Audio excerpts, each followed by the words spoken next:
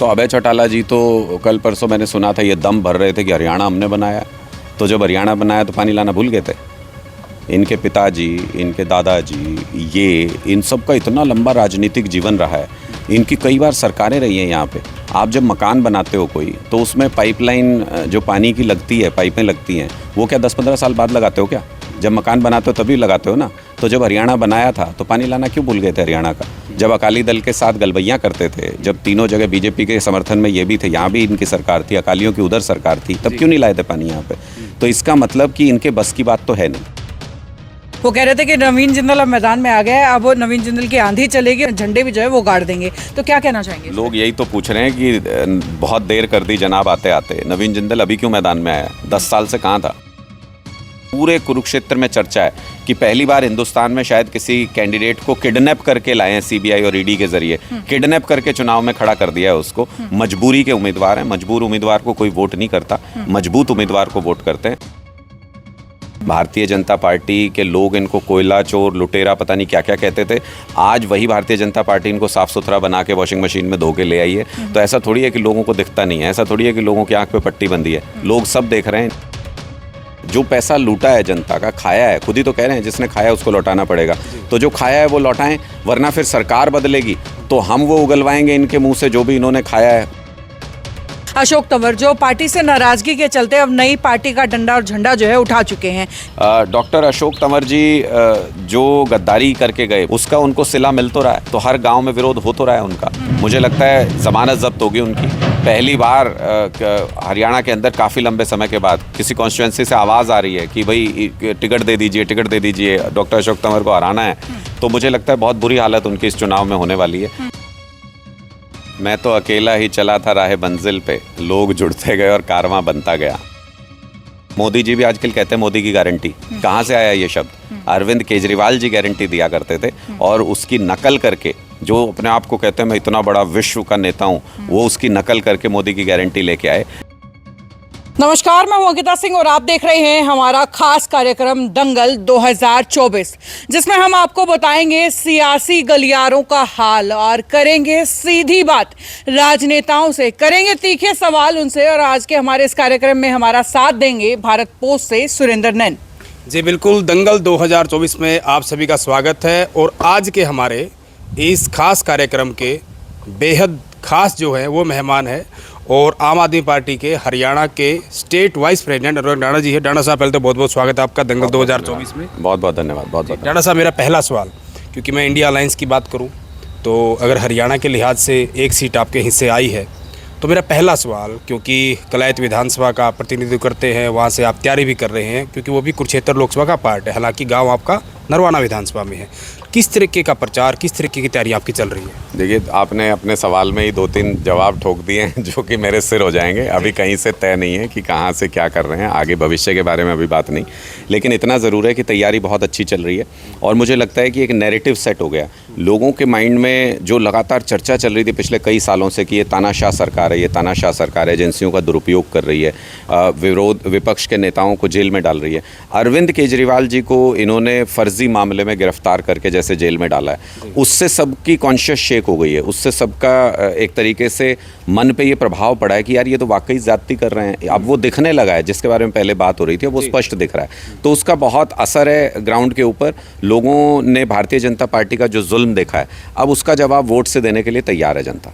जैसे आप कह रहे हैं कि कहीं ना कहीं सरकार जो है, बीजेपी की सरकार, वो ईडी सीबीआई का दुरुपयोग कर रही है, अरविंद केजरीवाल समेत अन्य भी नेताओं पर मामले भी और कुछ जेल में भी है। लेकिन नरेंद्र मोदी का जिस तरीके से कहना है कि जिन्होंने खाया उनको लौटाना भी पड़ेगा, वो कह रहे हैं कि ये लोग भ्रष्टाचार में लिप्त है, इसलिए घबरा रहे हैं इन पर कार्रवाई हो रही है। तो मोदी जी लौटाएं ना। जो उन्होंने 60 करोड़ रुपया, तो अभी जिसको शराब घोटाले का मुख्य आरोपी है शरद चंद्र रेड्डी, 60 करोड़ रुपए अरविंदो फार्मा के हैं, 60 करोड़ रुपए तो उनसे खाए हैं मोदी जी ने, तो लौटाएं उसको। जो 8,000 करोड़ रुपए उन्होंने इलेक्टोरल बॉन्ड में खाए हैं, जिसके बदले में उन्होंने कॉन्ट्रैक्ट्स दिए हैं, जिसके बदले में उन्होंने सीबीआई ईडी के केस बंद किए हैं, तो वो लौटाएं ना। जो पैसा लूटा है जनता का, खाया है, खुद ही तो कह रहे हैं जिसने खाया उसको लौटाना पड़ेगा। तो जो खाया है वो लौटाएं, वरना फिर सरकार बदलेगी तो हम वो उगलवाएंगे इनके मुंह से जो भी इन्होंने खाया है, वो लौटाना तो पड़ेगा इनको निश्चित तौर पे। एक चवन्नी की बरामदगी आज तक नहीं कर पाए हमारे किसी भी लीडर के यहाँ से। ये कैसे कहते हैं कि कोई किसी तरीके का भ्रष्टाचार हुआ है? एक पैसे का भ्रष्टाचार नहीं हुआ। फर्जी केस में आप जिसको चाहे जेल के अंदर डाल दें। अमेरिका तक बोल रहा है, यूनाइटेड नेशंस तक बोल रहा है कि ये थोड़ी होता है लोकतांत्रिक देश में एक चुने हुए मुख्यमंत्री को आपने पकड़ के जेल में डाल दिया। केस पे फैसला बाद में करेंगे, निर्णय बाद में करेंगे, सबूत बाद में दिखाएंगे, लेकिन जेल में डाल दिया। तो ये तो लोकतंत्र का अपमान है, लोगों के वोट का अपमान है, और ये तानाशाही की तरफ बढ़ते हुए कदम है। लोग समझ रहे हैं इन बातों को। अनुराग जी, उसके बाद जो है हम यहाँ हमारे कुरुक्षेत्र लोकसभा के अंदर आ जाते हैं। अभी नवीन जिंदल जी का बयान मैं सुन रही थी, वो कह रहे थे कि नवीन जिंदल अब मैदान में आ गया है, अब वो नवीन जिंदल की आंधी चलेगी और झंडे भी जो है वो गाड़ देंगे। तो क्या कहना चाहेंगे? लोग यही तो पूछ रहे हैं कि बहुत देर कर दी जनाब आते आते। नवीन जिंदल अभी क्यों मैदान में आया? 10 साल से कहाँ था? तीसरे नंबर पे जब हार के गए थे यहाँ से, अच्छे और बुरे वक्त में जो साथ रहे वही नेता होता है। अच्छे वक्त में तो यहाँ पे सांसदी काटी, लेकिन जब हार गए तो 10 साल से यहाँ से गायब है। किसी के अच्छे बुरे में आए नहीं, किसी के मातम में, किसी की खुशी में शामिल नहीं हुए। जब कुरुक्षेत्र में बाढ़ आई थी, कहाँ थे नवीन जिंदल?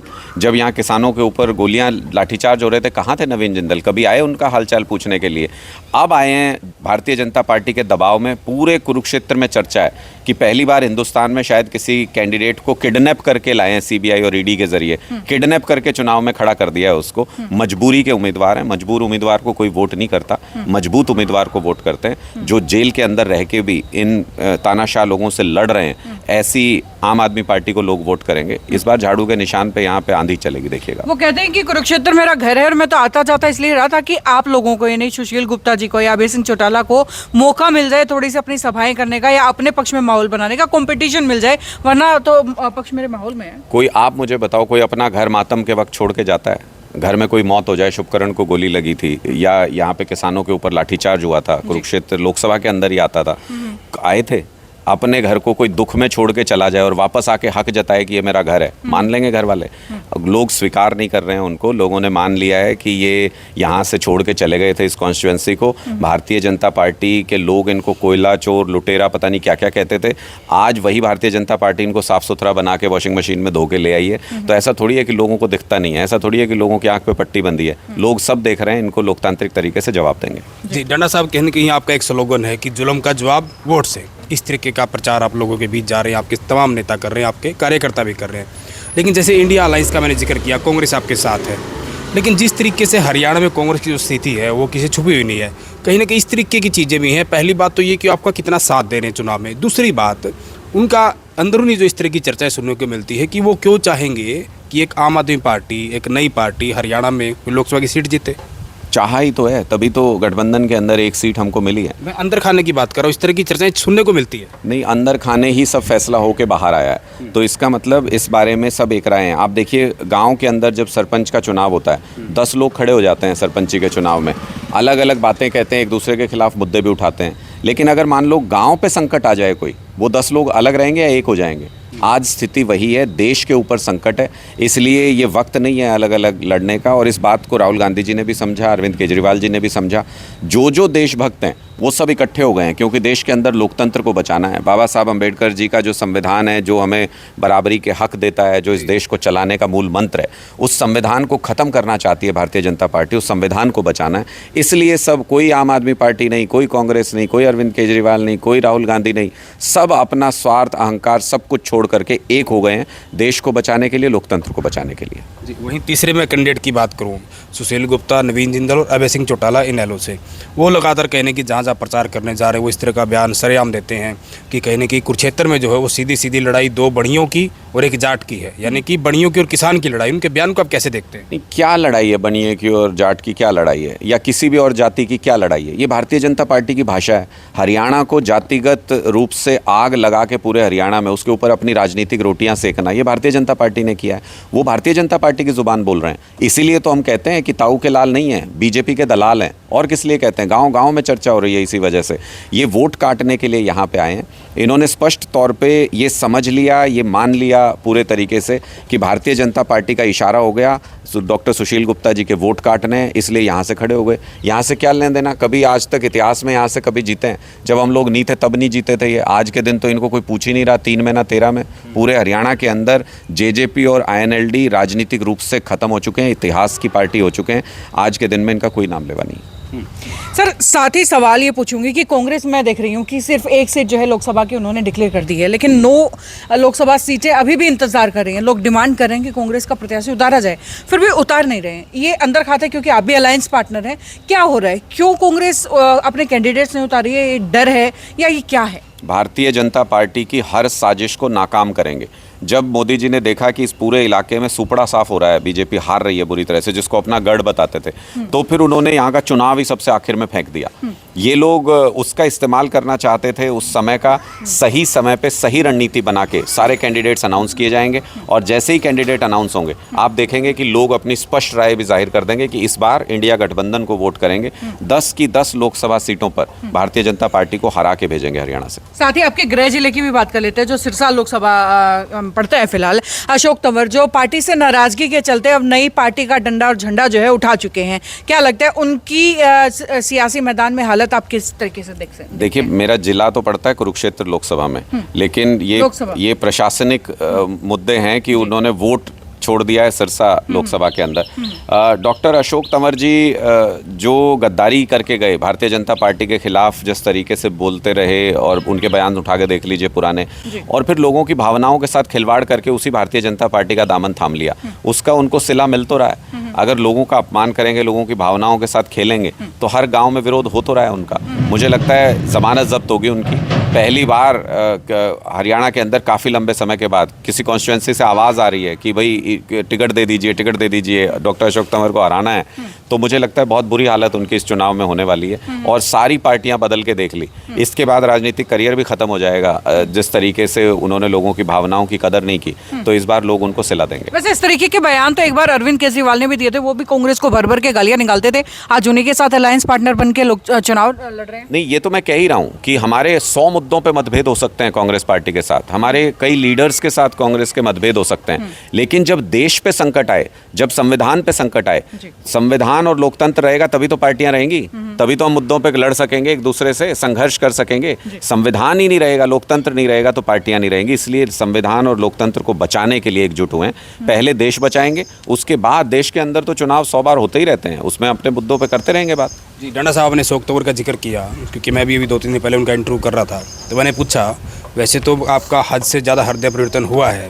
पहले आप कांग्रेस में थे, उसके बाद टीएमसी में गए, फिर आम आदमी पार्टी में गए, और फिर से बीजेपी में आ गए। तो उनसे पूछा कि आखिर क्या कुछ कमियां रही आम आदमी? आप तो कहते थे कि आम आदमी बड़ी अच्छी पार्टी है, केजरीवाल की मैं सोच से प्रभावित हूँ, तो अब आखिर हृदय परिवर्तन कैसे हुआ?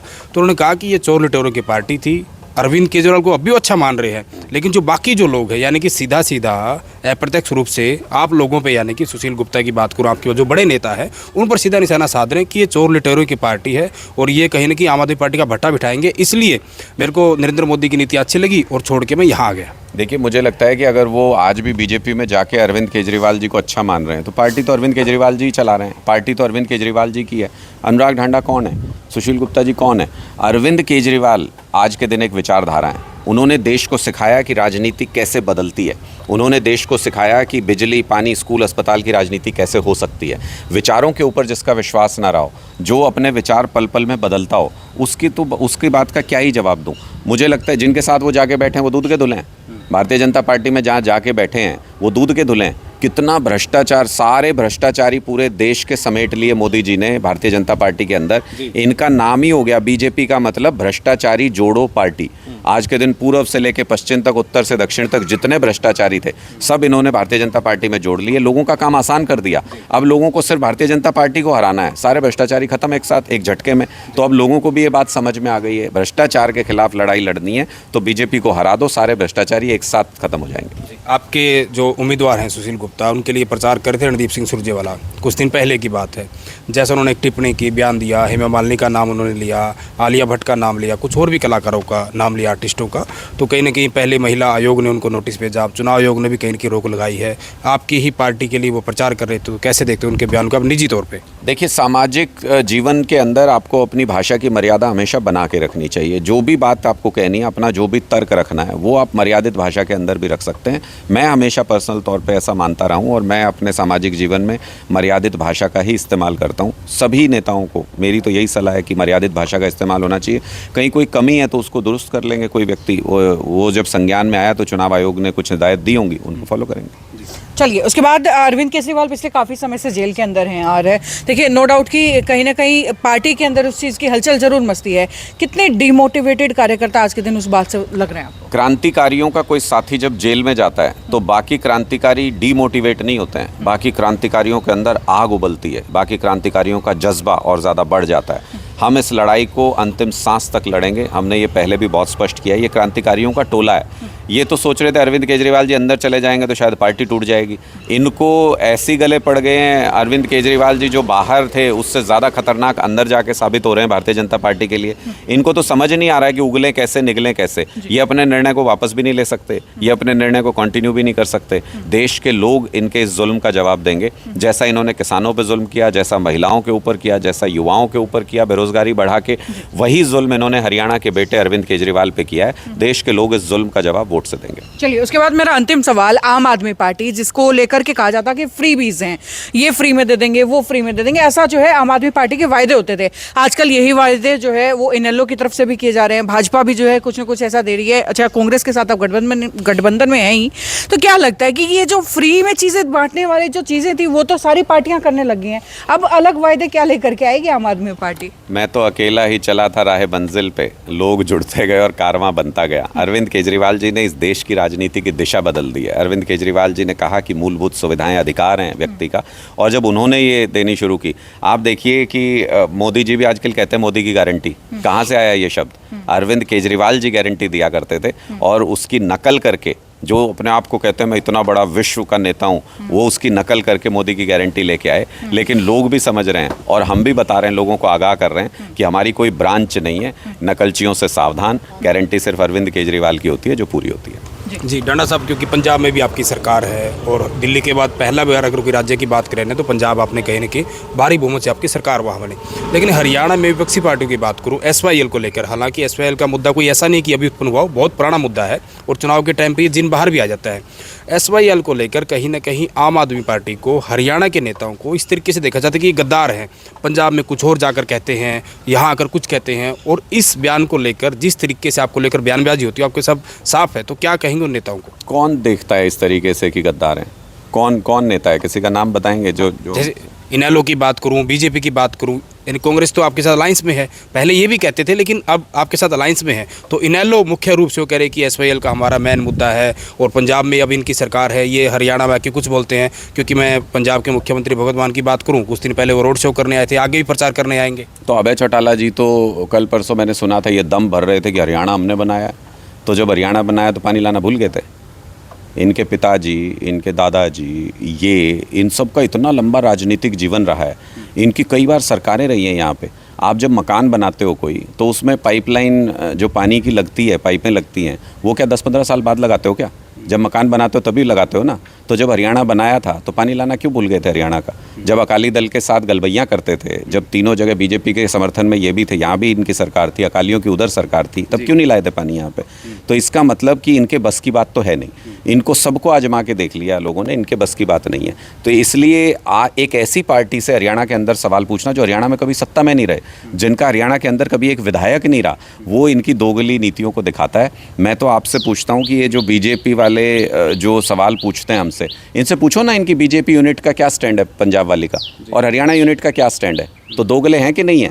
इसका मतलब इनको समाधान नहीं करना, इस मुद्दे के ऊपर राजनीति करनी है। अब चुनाव आ गया, इस मुद्दे को उठा देंगे, चुनाव के बाद भूल जाएंगे, अगला चुनाव आएगा फिर उठा देंगे। हरियाणा के लोग भी इस बात को अच्छे तरीके से समझ रहे हैं कि कौन मुद्दों को सुलझाना चाहता है और कौन इसके ऊपर सिर्फ राजनीति करता है। अंतिम सवाल मेरा डांडा साहब, क्योंकि कुछ दिन पहले तो गठबंधन जारी था हरियाणा में, अब वो जो है उप मुख्यमंत्री से पूर्व मुख्यमंत्री हो गए दुष्यंत चौटाला, उन्होंने कहीं ना कहीं आपको लेकर बयान दिया था, आम आदमी पार्टी को लेकर भी, आपको लेकर भी, कि कहीं ना कहीं उनका ये कहना था कि जब 2019 का लोकसभा का चुनाव था तो हमारे साथ जब आम आदमी पार्टी थी तो शायद 3 सीटें आपको दी थी, और हम तो एक रीजनल पार्टी थे, लेकिन आम आदमी राष्ट्रीय पार्टी है, अब वो पता नहीं क्यों 1 सीट पर मान गए। और निजी तौर पर ये कह रहे थे वो कि मुझे तो ये लग रहा था कि अनुराग डांडा खुद चुनाव लड़ेंगे, लेकिन उनका भी नंबर काट दिया। तो उनके इस बयान पर आप क्या कहें? देखिए, 2 प्रश्न आपने पूछे, मैं दोनों का बारी बारी जवाब देता हूँ। एक तो उन्होंने ये कहा कि भाई हमारे साथ 3 सीट थी, वहाँ 1 सीट ले ली। अरे अपनी हालत तो देख लो यार, हमें बने हुए 10 साल हुए हैं, उनको 5 साल हुए हैं। हमसे आधे टाइम में ही वो पार्टी बन के ख़त्म भी हो गई। हरियाणा के अंदर उनका नाम लेवा भी नहीं, और हम 10 साल के अंदर नेशनल पार्टी बन गए। तो अपने कर्मों की सज़ा होती है। बोया पेड़ बबूल का तो आम कहाँ से हुए। तो भाई तुम्हारे साथ तो 3 सीट भी कोई गलती अगर आम आदमी पार्टी कर दे तो हम अपनी गलतियों में सुधार करते हैं, बहुत तेज़ी से सीखते हैं। इसीलिए आम आदमी पार्टी ऊपर जा रही है और इसीलिए जेजेपी ख़त्म हो गई है। दूसरा, उन्होंने कहा कि मुझे चुनाव लड़ना था या डॉक्टर सुशील गुप्ता जी को लड़ना। भाई हमारी पार्टी का फैसला है ना, अपनी पार्टी का कर लो ना, जो तुमसे फैसला होता है। जो तुमने फैसले किए उसकी वजह से आज के दिन हर गांव में, हर चौपाल पे बेइज्जत किए जा रहे हो, अपमानित किए जा रहे हो। वो पहले अपने फैसलों के लिए हरियाणा के लोगों से माफ़ी मांगिए। ये हमारी पार्टी का फैसला है और हमारी पार्टी के अंदर आपकी तरह फैसले नहीं होते हैं। हमारी पार्टी के अंदर जो निर्णय होता है एक मत से होता है। जो बेस्ट स्ट्रेटेजिक डिसीजन था वो हमने लिया और हम उस डिसीजन के साथ खड़े हैं पूरी ताकत के साथ। शुक्रिया डांडा साहब बातचीत चलिए, बहुत बहुत धन्यवाद सर आपका हमारे साथ जुड़ने के लिए। और भाई ये था हमारा खास कार्यक्रम आज का, जहां हमारे जो है आम आदमी पार्टी से फायर ब्रांड नेता अनुराग ढांडा हमारे साथ थे। खैर, सिलसिला जो है लगातार आगे भी इसी तरीके से जारी रहेगा। आगे भी सियासी गलियारों का हाल आपको यूं ही दिखाती रहूंगी, यूं ही बताती रहूंगी, जिसे देखने के लिए जुड़े रहिए हमारे खास कार्यक्रम दंगल 2024 के साथ। नमस्कार।